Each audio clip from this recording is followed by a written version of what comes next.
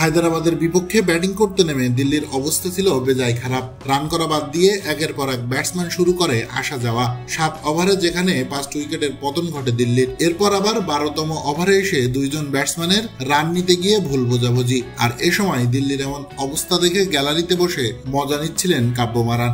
12তম ওভারের প্রথম বলে 2 রান নিতে গিয়ে ঘটে বিপত্তি। সাউথ আফ্রিকার ক্রিকেটারকে বারবার রানটি না নেওয়ার জন্য নিষেধ করলেও তারপরও তিনি দৌড়ে ছুটে যান স্ট্রাইক প্রান্তের দিকে। তখনই নিজের উইকেট বলিদান দিয়ে আউট হন আরেক ব্যাটসম্যান নিগাম।